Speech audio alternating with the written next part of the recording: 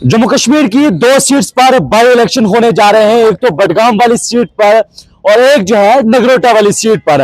इन दोनों सीट्स पर जो है सबकी नजरें थी। आपको बताएं कि हल्फ लेने के बाद बडगाम की सीट जो है वो खाली हो गई थी। दो सीट से उन्होंने इलेक्शन लड़ा था, एक तो गांधरबल और एक बडगाम, और उन्होंने गांधरबल को चूज किया था। बडगाम जो है वो खाली हो गई थी। और अक्टूबर में देवेंद्र सिंह राणा जी का जब देहांत हुआ था, यानी कि जब उनकी वफात हुई थी, उनकी वफात के बाद जो है नगरोटा वाली सीट भी खाली हुई थी। ये दोनों सीट्स ऐसी है जिन सीट्स पर लोग जो है अपने दम पर जीते थे। देवेंद्र सिंह राणा जी जब वो नेशनल कॉन्फ्रेंस में थे तब भी नगरोटा वाली सीट जीते थे। जब वो भाजपा में आए तब भी वो सीट जो है उन्होंने खुद जीती, यानी कि अपने दम पर।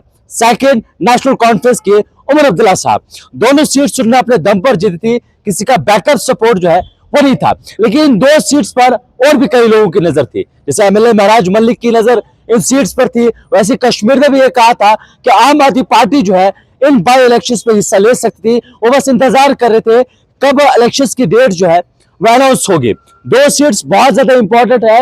और आपको बताएं कि chief election commissioner of India की जानिब से एक प्रेस कॉन्फ्रेंस के दौरान जो है ये कहा गया है, जो चीफ इलेक्शन कमिश्नर है उनकी जानिब से एक प्रेस कॉन्फ्रेंस के दौरान ये कहा गया, न्यू दिल्ली में प्रेस कॉन्फ्रेंस के दौरान ये कहा गया है कि जम्मू कश्मीर की दो सीट्स पर जो है हम इलेक्शन करवाने जा रहे हैं। बाई इलेक्शन नवंबर 11 को इलेक्शन होने हैं और क्वांटिटी ऑफ वोटिंग वोट्स जो है वो नवंबर 14 को रहेंगे। लेकिन सवाल यहाँ पर ये कि आखिर कौन इन दो सीट्स पर इलेक्शन लड़ेगा।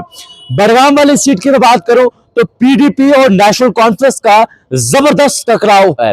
लेकिन नगरोटा असेंबली सीट की बात करें तो टक्कर में बहुत कम लोग हैं, क्योंकि देवेंद्र सिंह राणा जी की वफात के बाद जो है उनकी बेटी मैदान में उतरी और उनकी बेटी उसके बाद जो है पूरी कॉन्स्टिट्यूंसी को संभालती है, उनके कामकाज को संभालती है। और यह अंदाजा लगाया जा रहा है कि उनके लिए सीट जीतना बहुत आसान है।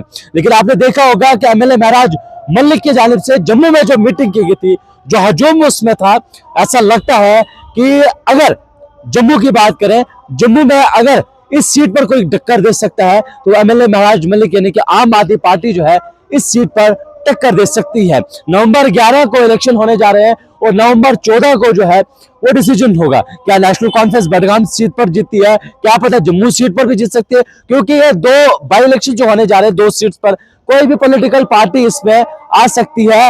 लेकिन सिक्का किसका भारी होता है ये देखने वाली बात है, क्योंकि बडगाम की जाहिर सी बात है अब नेशनल कॉन्फ्रेंस की सरकार है तो लोग जाहिर सी बात है उमर अब्दुल्ला साहब अगर जाते हैं और वहां के एमएलए पहले बने हैं तो वहां पर आसान हो सकता है। लेकिन यहाँ पर बहुत ज्यादा टफ है, क्योंकि यहाँ पर जो देवेंद्र सिंह राणा जी की बेटी है, शायद वो इलेक्शन अभी हालांकि कोई फाइनल नहीं हुआ है, लेकिन ये कहा जा रहा है कि उनकी बेटी जो है उनकी जगह ले सकती है, उनके इलेक्शंस में वो हिस्सा ले सकती है। लेकिन यहाँ आम आदमी पार्टी भी है, यहाँ कांग्रेस भी है, नेशनल कॉन्फ्रेंस भी है। लेकिन देखना होगा कि इन दो सीट्स पर अब बाजी कौन मारता है। आपकी क्या राय है कमेंट बॉक्स में जरूर बताएं।